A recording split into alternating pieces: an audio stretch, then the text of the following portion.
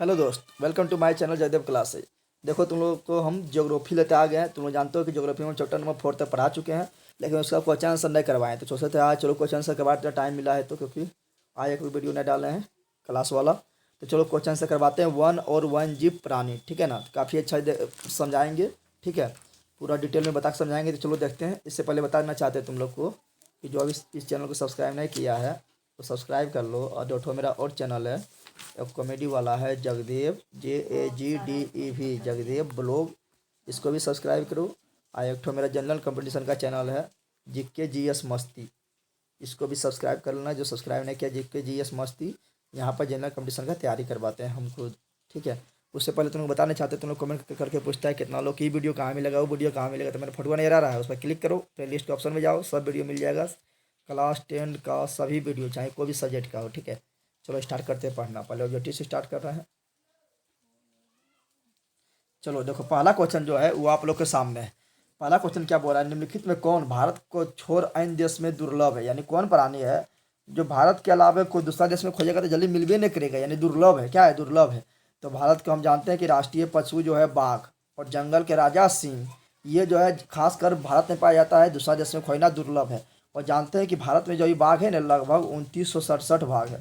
और सबसे ज़्यादा बाघ कहाँ है? तो सबसे ज़्यादा बाघ है MP बोले तो मध्य प्रदेश। मध्य प्रदेश में 529 बाघ है। और दुनिया में कोई भी देश ना है जिसके पास 529 बाघ है, खाली मेरा मध्य प्रदेश पास 529 बाघ है। और दुनिया के सब देश के बाघ को मिला दो तब भी 2967 बाघ नहीं पूरा पाएगा, ठीक है ना। यानी सबसे ज़्यादा बाघ भारत में है। अगला, तो इसका ख नंबर सही हो गया। इनमें से हमारे देश में कौन प्रायः लुप्त हो चुका है, यानी कौन जीव है जो प्रायः यानी लगभग लुप्त हो चुका है, बहुत कम मात्रा में मिलता है, बहुत कम संख्या में मिलता है। तो वो हो जाएगा चीता। कौन चीता? तो एशियाई चीता। ये जो है मतलब लुप्त प्राय प्राणी है, ठीक है ना। ये लगभग लुप्त हो गया, अब उतना नहीं मिलता है। कौन चीता? तो खासकर एशियाई चीता। लेकिन ये तीनों मिलता है अधिकांश मात्रा में। तो इसका को हो जाएगा। अगला है, इनमें से कौन शाकाहारी नहीं है, इसका तुम लोग बताओ। शाकाहारी नहीं है यानी मांसाहारी कौन है, ये बताना है। तो तुम लोग सोचेगा गेंडा जो है मांसाहारी है। गेंडा मांसाहारी नहीं होता, गेंडा शाकाहारी होता है। 12 सिंगा, जिसका सिंग में 12 सिंग निकला होता है। उसका सिंग निकला रहेगा 12 तरह का। जिस तरह पेड़ पौधा में टहनी ना निकला होता है, उसी प्रकार उसका सिंग निकला रहेगा। तो 12 सिंगा भी शाकाहारी है। हरिन हरिन यानी हिरन भी शाकाहारी है। लेकिन भेड़िया जो है ये मांसाहारी होता है। तुम लोग पढ़ा होगा, भेड़िया आया मांस खा के चला गया। तो भेड़िया क्या होता है? मांसाहारी। अगला क्वेश्चन है, इनमें से किस पेड़ की लकड़ी बहुत कड़ी होती है। करी किसका लकड़ी होती है बताना है तुम लोग को। तो जो पर्णपाती वन का होगा, जो पेड़ पौधा होता है वो होता है करी, उसका लकड़ी होता है, यानी सागवान। तो सागवान जो है ये करी लकड़ी इसका होता है, ठीक है। तो इसका आंसर हो जाएगा सागवान। अगला क्वेश्चन देखते हैं क्या होगा। अगला क्वेश्चन देखो क्या है, बोल रहा है क्वेश्चन नंबर 5 कि इनमें से कौन वन और वन्य प्राणी के विनाश के कारण नहीं है, यानी किसके कारण वन और वन्य प्राणी विनाश नहीं होता है। तो कृषि क्षेत्रों में अत्यधिक वृद्धि से, हाँ, कृषि क्षेत्र में वृद्धि करेंगे तो विनाश होबे करेगा, वन को काटना पड़ेगा। बड़े पैमाने पर विकास कार्य करना, बड़े पैमाने पर विकास करेंगे, फैक्ट्री लगाएंगे, सड़क बनाएंगे, तो उससे क्या होगा? वन को काटना पड़ेगा, तो इससे भी नुकसान होता है। पशुचारण और लकड़ी कटाई से, पशुचारण करेंगे, लकड़ी को कटाई करेंगे तो वन का नुकसान होगा। लेकिन व्यापार में वृद्धि है, व्यापार करो, तुम जो व्यापार कर रहा है, जो बेच रहा हो, तुम बेचो, कपड़ा बेचो, ठीक है ना, या गाड़ी के द्वारा चावल बेचो, या कोई भी व्यापार कर रहा है, कोई भी व्यापार कर रहा है, तो उससे जो वन का हानि नहीं होता है। इसका आंसर हो जाएगा गो नंबर। 2001 में भारत में वनच्छादित भूभाग देश के कुल भाग का कितना परसेंट था। तो 2001 के अनुसार पूछ रहा है कि 2001 के अनुसार भारत में कुल कितना परसेंट वन था। तो 19.27% वन था। कितना था? 19.27%। लेकिन अभी जो हो गया 21.23% अभी के अनुसार हो गया है, ठीक है ना। लेकिन पूछेगा कि कोई भी देश में राष्ट्रीय वन नीति के अनुसार कोई भी देश में कम से कम कितना परसेंट वन होना चाहिए, जिससे क्या हो, संतुलन बना रहे, ठीक है ना। तो 33% वन होना चाहिए, लेकिन भारत में 33% से कम है। सबसे ज़्यादा वन कहाँ है? तो रूस में है। और भारत में भी सबसे ज़्यादा वन कहाँ, कौन राज्य में है? तो मध्य प्रदेश, MP में, ठीक है ना। आगे अगला है कि 7 नंबर क्वेश्चन, भारत की राष्ट्रीय वन नीति के अनुसार देश के कितने प्रतिशत भूभाग पर वन रहना चाहिए। तो बता चुके हैं कि रहना चाहिए 33.3% पर, लेकिन है नहीं। है कितना? तो 21.23 पर है, लेकिन 2001 के अनुसार 19.27% पर है। 2001 के अनुसार बोलेगा तो 19.27। सर्वाधिक वन कहाँ है? तो रूस में। लेकिन भारत में पूछेगा कहाँ पर, तो मध्य प्रदेश राज्य में। अगला, भारत के किस राज्य में वनाच्छादित भूभाग क्षेत्रफल सबसे अधिक है। तो बता चुके हैं मध्य प्रदेश। कहाँ पर है? मध्य प्रदेश, यानी गो नंबर सही हो जाएगा MP। और सबसे ज़्यादा बाघ तो मध्य प्रदेश में, सबसे ज़्यादा संरक्षित वन तो मध्य प्रदेश में, ठीक है ना। अगला क्वेश्चन देखते हैं हम। वन संसाधन और प्रबंधन की दृष्टि से वनों को कितने भाग में बांटा गया? तो वन संरक्षण और प्रबंधन की दृष्टि से वन को 3 भाग में बांटा गया है। एक को बोलते हैं जैव मंडल आरक्षित क्षेत्र, एक को बोलते हैं अभयारण्य और एक को बोलते हैं राष्ट्रीय उद्यान यानी नेशनल पार्क, यानी 3 भाग में बांटा गया है। जैव वन संरक्षण को करने के लिए, वन संरक्षण करना है, जीव जंतु को संरक्षण करना है, तो उसके लिए 3 भाग में बांटा गया है। ठीक है ना। अगला, भारतीय संविधान के धारा 21 किससे संबंध है? सिंपल बात है, हम पढ़ रहे वन और वन प्राणी बारे पढ़ रहे तो उससे संबंध होगा। तो भारतीय संविधान की धारा 21 यानी अनुच्छेद नंबर 47, 48 और 51 का ए, ये संबंधित है वन्य जीव और वनस्पतियों का संरक्षण, यानी वन जीव का कैसे संरक्षण करना है, वनस्पति को कैसे, वनस्पति यानी पेड़ पौधा का कैसे संरक्षण करना है, उससे संबंधित है, यानी 2 नंबर सही हो जाएगा। चलो देखते हैं नेक्स्ट क्वेश्चन। चलो नेक्स्ट क्वेश्चन तुम लोग देखो। नेक्स्ट क्वेश्चन है प्राकृतिक संसाधनों के संरक्षण हेतु अफ्रीका कन्वेंशन कब हुआ था? सबसे पहला क्वेश्चन यही आता है कि अफ्रीका का कन्वेंशन किसके लिए हुआ? तो बोलना प्राकृतिक संसाधन के संरक्षण के लिए। पूछेगा कब हुआ? तो 1968 में हुआ, याद कर लेना। ठीक है ना। और 1972 में हुआ था वन्य जीव संरक्षण अधिनियम 1972 में, और उसी के द्वारा 1973 में जो है टाइगर प्रोजेक्ट, ठीक है ना, टाइगर को संरक्षण करने के लिए, बाघ को संरक्षण करने के लिए टाइगर प्रोजेक्ट चालू किया गया। पूछेगा टाइगर प्रोजेक्ट कब चालू किया गया? तो बोलना 1973। नेक्स्ट क्वेश्चन मेरा है भारत का राष्ट्रीय पक्षी कौन है? सबसे हार्ड क्वेश्चन है, बताओ भारत का राष्ट्रीय पक्षी कौन है? तो भारत का सबसे राष्ट्रीय पक्षी मोर है, लेकिन तुम लोग को मोर लिखा हुआ नहीं मिलेगा, मयूर मिलेगा। क्या मिलेगा? मयूर। कितना हार्ड क्वेश्चन था, देखा। तो नेक्स्ट क्वेश्चन बताओ भारत में सफ़ेद बाघों के प्रजनन केंद्र किस राज्य में स्थापित किया गया है? तो भारत में जो सफ़ेद बाघ के जो प्रजनन केंद्र है वो उड़ीसा के नंदन कानन में स्थित है। लेकिन पूछेगा बता घड़ियाल के प्रजनन केंद्र कहाँ है भारत में? तो बोलना है मध्य प्रदेश के मुरैना में। क्या बोलना है? मध्य प्रदेश के मुरैना में है। कहाँ पर है? उसी प्रकार पूछेगा मोर के प्रजनन केंद्र कहाँ है? तो बोलना है राजस्थान के जयपुर में। ठीक है। चलो नेक्स्ट क्वेश्चन देखते हैं क्या है। नेक्स्ट क्वेश्चन देखो यहाँ पर है, ये तो हो गया किस वर्ग की विलुप्त प्रजातियां की संख्या सबसे अधिक है? बताना कौन वर्ग है जो सबसे ज़्यादा विलुप्त हो गया है, गायब हो गया, बताना है। वनस्पति यानी पेड़ पौधा यानी जंगल, पक्षी या मछली या सरीसृप? तो सिंपल बात है वनस्पति, क्योंकि हम जानते हैं कि पहले क्या था, पहले पूरा पृथ्वी पर जंगल ही जंगल था, लेकिन धीरे धीरे विकास हो रहा जा रहा है, जंगल काटते जा रहा है, कटते जा रहा है, यानी सबसे ज़्यादा विनाश किसका हुआ? तो वनस्पति का। तो इसका आंसर हो जाएगा वनस्पति। किस भाग में मैंग्रोव वन का विस्तार सर्वाधिक है? तो मैंग्रोव वन जो होता है ना समुद्र के किनारे होता है, और सबसे ज़्यादा जो मैंग्रोव वन है वह सुंदरबन है। सुंदरबन कहाँ है? तो पश्चिम बंगाल में है। सुंदरबन डेल्टा जो है विश्व का सबसे बड़ा डेल्टा है, और सुंदरबन जो बना है वो बना है गंगा और ब्रह्मपुत्रा नदी के द्वारा बना है सुंदरबन डेल्टा। तो कहाँ पर हो जाएगा? Mangrove one, Sundarban delta. और मैंग्रोव वन क्या करता है? समुद्र से जो सुनामी आता है स्तर की ओर, उसको रोकने में काफ़ी लाभदायक होता है मैंग्रोव वन। ठीक है ना। अगला क्वेश्चन है चरक का संबंध की, जैसे चरक का संबंध है भारत से। चरक का संबंध कहाँ से? भारत से। अब बोलेगा तुम लोग चरक क्या है? तो चरक जो है ना, चरक जो है ये वनस्पति विज्ञान का, ठीक है ना, वनस्पति विज्ञान का बहुत बड़ा चिकित्सक था। ठीक है। तो चरक जो है ये एक पुस्तक लिखा था चरक संहिता। क्या लिखा था? चरक संहिता, जो एक चिकित्सक था। तो चरक हो जाएगा भारत का। ठीक है। प्राचीन काल में था। नेक्स्ट क्वेश्चन, चिपको आंदोलन का संबंध का व्यक्ति कौन है? काफ़ी इंपॉर्टेंट क्वेश्चन है। चिपको आंदोलन से संबंधित व्यक्ति जो है, यानी इसका जो नेता जो है वह है सुंदरलाल बहुगुणा। कौन है? सुंदरलाल बहुगुणा। ठीक है। और ये चिपको आंदोलन जो हुआ था वो था 1972 में हुआ था। कहाँ पर हुआ था? तो उत्तराखंड में हुआ था। ठीक है। उत्तराखंड के चमोली जिला में हुआ था। इसके अंतर्गत क्या किया जाता था? तो इसके अंतर्गत जो है वहाँ पर जो ठेकेदार जो वन को काटने आता था, तो वहाँ के आदिवासी जनजाति लोग पेड़ से चिपक जाता था, बोलता था पहले हमें काटो तब पेड़ को काटना। इस तरह पेड़ को बचा लेता था। इसका नेता था सुंदरलाल बहुगुणा। अब हम चलते हैं किताब के लास्ट में, जो ऑब्जेक्टिव दिया रहता सब चैप्टर का, वहाँ जाते हैं। तुम लोग ही पहुँचो। नेक्स्ट क्वेश्चन मेरा क्या है? अब आगे किताब को अंत में नेक्स्ट क्वेश्चन है, इनमें कौन वन पदार्थ नहीं है? तो लकड़ी वन पदार्थ है। लाह का पेड़ होता है, लोहा ने लाह का पेड़ होता है तो वन पदार्थ है। बांस भी वन पदार्थ है, लेकिन तांबा तो ये खनिज पदार्थ है। इसका 2 नंबर सही हो जाएगा। नेक्स्ट है महोगनी वन किसके उपज है? तो महोगनी बताना है कहाँ पाया जाता है। तो ये जो महोगनी जो होता है ये जो है ये चिरहरित वन का उदाहरण है। अब तुम लोग बोलेगा चिरहरित वन क्या होता है? चिरहरित मतलब हमेशा हरा भरा रहने वाला, चिर मतलब स्थायी, हरित मतलब हरा, यानी हमेशा हरा भरा रहने वाला वन को हम बोलते हैं चिरहरित वन, या इसी को बोलते हैं सदाबहार वन, यानी हमेशा सदाबहार है। ठीक है। तो महोगनी जो है चिरहरित वन है। चिरहरित वन यानी सदाबहार वन कहाँ पाया जाता है? तो ये मान लो कि ये मेरा क्या है, भारत का है, तो भारत का ये जो क्षेत्र है इसको बोलते हैं पश्चिमी घाट। तो पश्चिमी घाट में चिरहरित वन पाया जाता है और हिमालय क्षेत्र में भी चिरहरित यानी सदाबहार वन पाया जाता है। और ये वन कहाँ होता है, तो जहाँ ज़्यादा वर्षा होगा, ज़्यादा गर्मी होगा वहाँ होता है। तो खास कर ये पाया जाता है भारत में पश्चिमी घाट में, ठीक है। इसलिए पश्चिमी घाट को भारत का हॉट स्पॉट कहा जाता है। अगला क्वेश्चन नंबर 3, इनमें से वन का सबसे ऊंचा क्षेत्र कौन है। तो वन का सबसे ऊंचा क्षेत्र कौन है, सिंपल बात आ जाएगा, कहाँ होगा, तो हिमालय क्षेत्र में होगा। हिमालय यानी कश्मीर में होगा, कश्मीर सबसे ऊंचा भाग में है। तो जगह कश्मीर से कुमाऊं तक का क्षेत्र सबसे ऊंचा क्षेत्र है, ठीक है ना।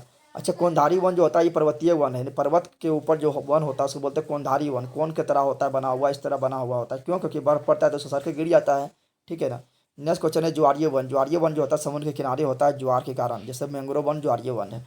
और पतझड़ वन जो है जहाँ पर ज़्यादा कम वर्षा होगा, ठीक है ना, वहाँ पर होता है पतझड़ वन, यानी हर साल वो गर्मी में अपना पत्ता गिरा रहता है। हम लोग के आसपास में जितना वन नज़र आ रहा है, चाहे शीशम हो या महुआ हो या सागवान हो, सब पतझड़ वन का उदाहरण है। पतझड़ वन का जो लकड़ी होता है काफ़ी लाभदायक होता है, ठीक है ना।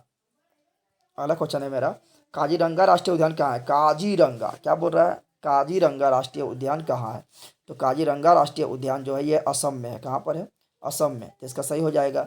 उसी प्रकार पूछेगा मध्य प्रदेश में क्या है, तो मध्य प्रदेश में है कान्हा, किसली, पन्ना, पेंच, माधवगढ़, शिवपुरी, ये सब है मध्य प्रदेश में। कहाँ पर है, मध्य प्रदेश में है, ठीक है ना।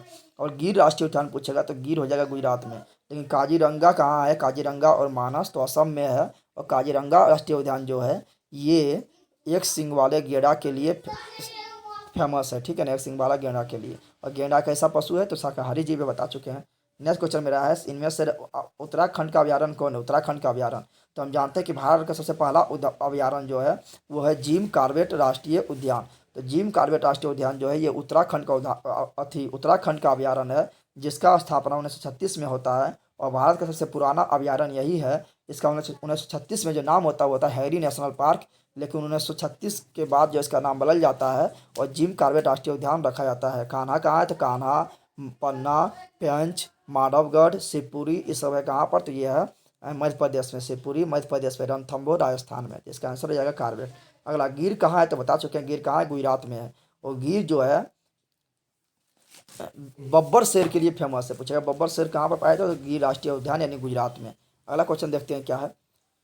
अगला question, question number 8। Question number 8 बोल रहा है कि इनमें से कौन कथन सही नहीं है। बताना है कौन कथन सही नहीं है, यानी गलत है। तो वन से भूमि कटाव रुकता है, सही बात है, वन से भूमि कटाव रुकता है, तो ये सही है। लेकिन सही नहीं है वो बताना है। वन से पशु के लिए पर्याप्त चारा प्राप्त होता है, सही बात है, वन से पशु को चारा प्राप्त होता है, भोजन प्राप्त होता है, सही है। गो नंबर देखते हैं, उष्ण जलवायु मिलने के कारण वनों में तापमान में कमी आती है। तो बोल रहा है कि उष्ण जलवायु मिलने के कारण, यानी गर्म जलवायु, उष्ण होता है गर्म, तो गर्म जलवायु मिलने के कारण वनों से तापमान में कमी आती है, सही बात है, वन से तापमान में कमी आता है। पेड़ पौधा के नीचे बैठो तो हम थोड़ा ठंडा महसूस होगा। अगला, वन की उपस्थिति से नदियों में बाढ़ आ जाती है, गलत बात। वन की उपस्थिति से नदी में बाढ़ कहाँ आएगा, वन क्या करता है, बाढ़ को नियंत्रण करता है, यानी घ नंबर सही हो जाएगा। नेक्स्ट है, इनमें से कौन वन जीव नहीं है, यानी वन में पाए जाने वाला जीव नहीं है। तो हाथी वन में, भालू वन में, भेड़िया वन में, गाय वन में न होता है, यानी घ नंबर सही हो जाएगा, ये पालतू जानवर है। नदियों के डेल्टा भाग में किस प्रकार का वन पाया जाता है, तो बता चुके हैं, नदी के डेल्टा होता है उस भाग में पाया जाता है ज्वारीय या मैंग्रोव वन पाया जाता है, ठीक है। जो और मैंग्रोव वन भारत में कहाँ पाया जाता है, तो पश्चिम बंगाल में, वेस्ट बंगाल में। वेस्ट बंगाल में कहाँ पर, तो सुंदरवन डेल्टा में। सुंदरवन विश्व का सबसे बड़ा डेल्टा है। डेल्टा किसके द्वारा बनता है, तो नदी के द्वारा बनता है। नदी के द्वारा जो कचरा आता है वहाँ पर छोड़ देता है, तो उसको बोलते हैं डेल्टा। अगला क्वेश्चन मेरा है कि देवदार के पेड़ किस प्रकार के वन में पाए जाते हैं। बताना है देवदार के पेड़ जो है किस प्रकार के वन में पाया जाता है, ये बताना है। तो देवदार पेड़ जो है पर्णपात थी पर्वतीय वन में पाया जाता है, यानी ख नंबर सही है, यानी पर्वत पर पाए जाने वाले वन में देवदार वन पाया जाता है, तो इसका ख नंबर सही हो जाएगा। चिरहरित मतलब सदा हरा भरा रहने वाला वन, ठीक है। और शुष्क वन मतलब जहाँ सूखा उखा जो मरुस्थल में होता है उसको बोलते हैं शुष्क वन बोलते हैं, ठीक है। अगला क्वेश्चन देखते हैं। अगला है 12 नंबर, नारियल, काजू, रबर के पेड़ कहाँ अधिक मिलता है। तो नारियल, काजू और रबर का पेड़ जो है ये मिलता है पश्चिमी घाट में, सही, भारत का निचला निचला हिस्सा है। तो ये पश्चिमी घाट जो है जहाँ पर महाराष्ट्र आता है, कर्नाटक आता है, गोवा आता है, केरल आता है, तो ये सब हो गया पश्चिमी घाट। तो केरल कहाँ पर जाएगा, केरल में ज़्यादा मिलता है। तो पश्चिमी घाट कहाँ पर है, पश्चिमी घाट। नारियल, काजू, रबर के पेड़ अधिक कहाँ मिलता है, तो यहाँ लिखा हुआ है मारावाल। पश्चिमी घाट को बोलते हैं मारावाल तटीय क्षेत्र। पश्चिमी हिमालय यहाँ पर लिखा है, हिमालय तो ऊपर है, हिमालय कहाँ है, तो ऊपर मिलेगा, तो हिमालय नहीं बोल रहे हैं, पश्चिमी घाट और पश्चिमी घाट को भी बोला जाता है मालाबार तटीय क्षेत्र। ठीक है, इसका गो नंबर सही हो जाएगा। पूछेगा सबसे सबसे ज़्यादा नारियल काजू रबर कहाँ होता है, तो मालाबार तट में स्थित है केरल, तो केरल में होता है। चलो नेक्स्ट क्वेश्चन देखते हैं, आप पहुँच जाओ कि चैप्टर के आगे खाली स्थान को भरने वाले में। चलो देखो खाली स्थान के भरने वाले में पहुँच गए हैं।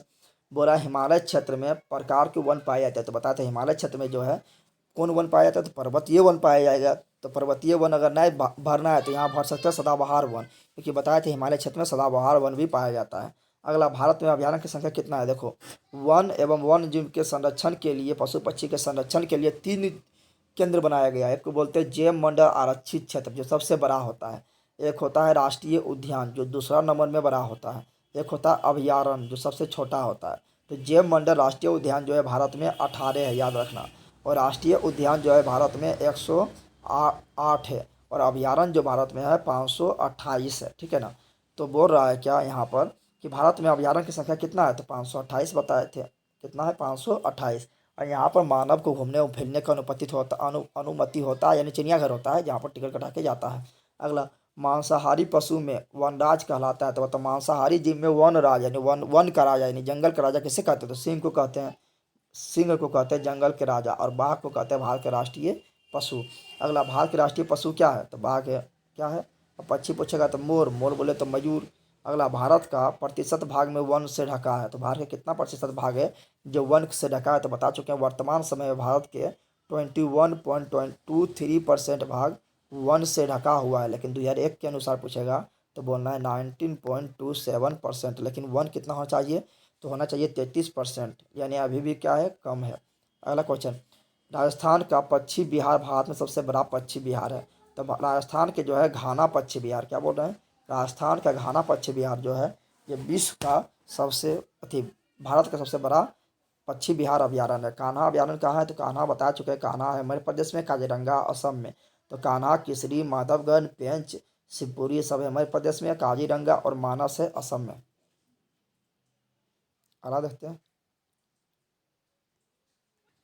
अगला क्वेश्चन है मिलान करने वाला। क्या है, मिलान करना है, बोला है कोलम ओ यानी ओ और बो को मिलान करो, तो उष्ण वर्षा वन, उष्ण वर्षा में तो समझ रहा है जहाँ ज़्यादा गर्मी भी और वर्षा भी हुमच के, यानी गर्मी करे हुमच के, सामने वर्षा हो जाए हुमच के, तो वहाँ जो वन होगा वहाँ पर उस वन का पत्ता कभी नहीं गिरेगा, यानी हमेशा सालों भर हरा भरा होता है। तो उष्ण वर्षा जो होता है वो पाया था पश्चिमी घाट, यानी पश्चिमी घाट को बोले थे मालाबार तट, जहाँ पर काजू किशमिश का ज़्यादा उत्पादन हुआ, काजू का, नारियल का, मसाला का ज़्यादा उत्पादन हुआ था।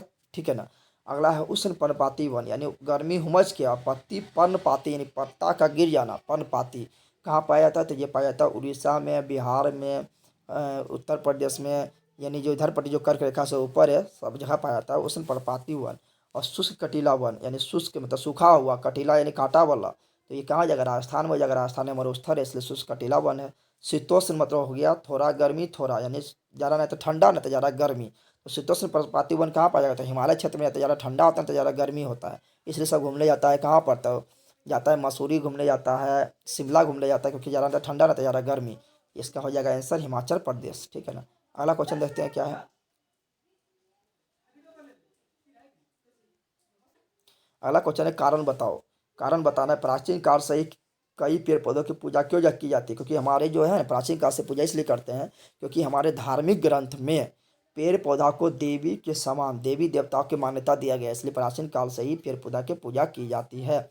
अगला क्वेश्चन, पंजाब और हरियाणा में वनों का अभाव क्यों है, तो क्योंकि पंजाब और हरियाणा में जो क्या हुआ था, अत्यधिक सिंचाई यानी अत्यधिक मतलब पूछेगा पंजाब और हरियाणा में वनों का अभाव क्यों है, क्योंकि पंजाब और हरियाणा में अत्यधिक स्थान पर, ठीक है ना, अत्यधिक स्थान पर खेती होता है, इसके कारण क्या है, वनों का अभाव है। बस इतना लिख देना है, कोई कारण बताना, ज़्यादा बड़ा नहीं। शेर और बाघ यद्यपि हिंसक जंतु है, यानी हिंसक मतलब बोले तो खतरनाक जंतु है, यानी मांसाहारू जंतु है, ठीक है ना, पर फिर भी इन्हें बचाने के लिए प्रयत्न किया जा रहा है, क्यों, तो चूँकि शेर और बाघ हम पढ़ाए पढ़ाए थे तुम लोग को बायोलॉजी, तो बायोलॉजी वाला तुम लोग टर्म याद करो, बायोलॉजी में क्या पढ़ाए थे, पारिस्थितिक तंत्र, पारिस्थितिक तंत्र में पढ़ाए थे प्राथमिक उपभोक्ता, द्वितीयक उपभोक्ता, तृतीयक उपभोक्ता।